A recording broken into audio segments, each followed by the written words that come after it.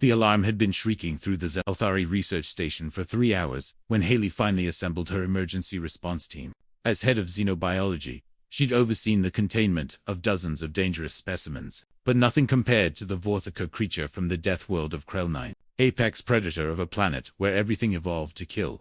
Sector 7 is clear. Matthew's voice crackled through her communicator. No signs of breach. Haley glanced at her datapad, watching the heat signatures scatter across the station's eastern wing. The Vorthok, nicknamed Reaper by the staff, had somehow escaped its reinforced containment cell. 3 meters of armored scales, retractable claws that could slice through steel, and a temperament that made territorial predators look friendly. The security footage showed it had torn through 2 blast doors like tissue paper. "Matthew, fall back to the central hub," Haley ordered, her 4-fingered hand tightening around her plasma rifle. "That thing is heading toward the maintenance corridors."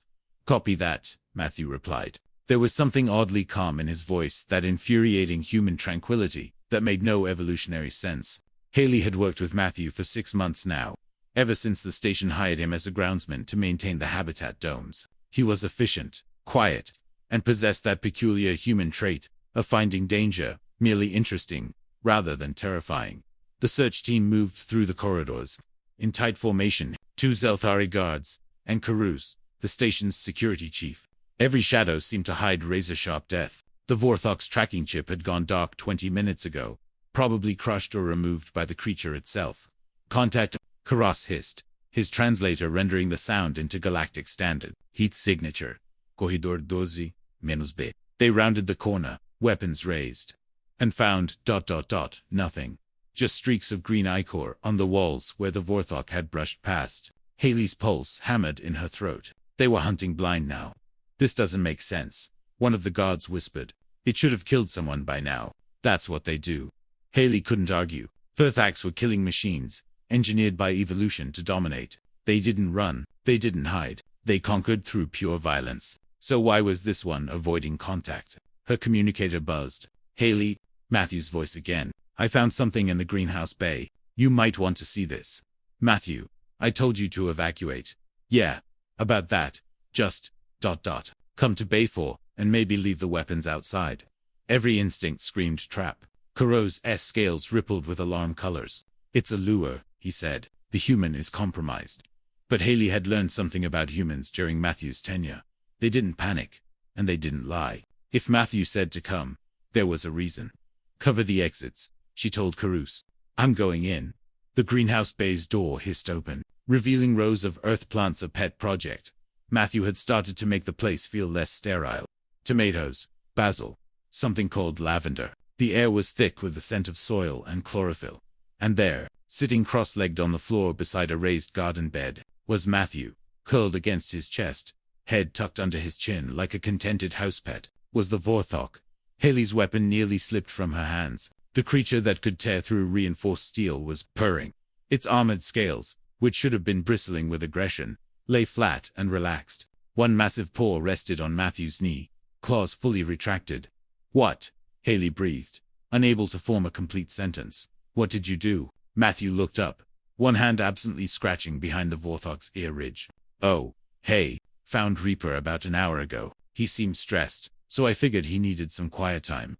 "Stressed?" Haley's voice climbed an octave. "That thing is a planetary apex predator." "Yeah, exactly." Matthew shifted slightly, and the Vorthok rumbled, not a growl, but something almost ... content. "Look, I grew up on Earth. We had apex predators too. Most of them just want food, territory, and to be left alone. Reaper here." He gently patted the creature's flank. He was scared. All those alarms, bright lights, people with guns running around. He just wanted somewhere quiet.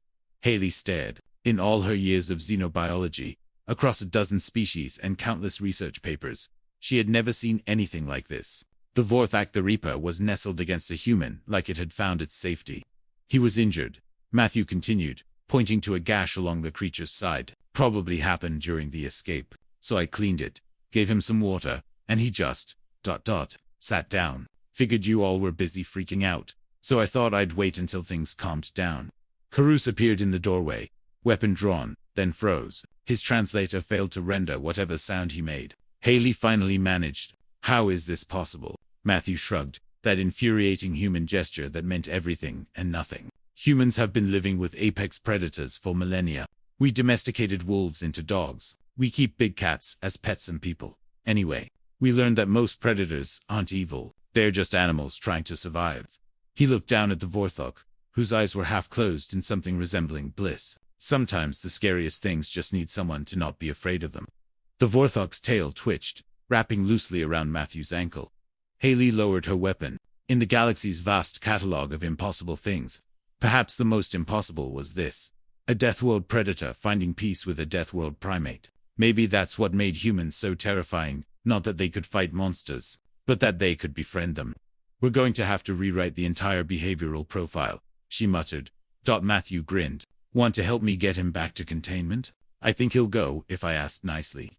As if understanding, the Vorthok lifted its head and gazed at Haley with eyes that no longer seemed quite so monstrous. Just, tired, humanity. Haley thought. Yeah,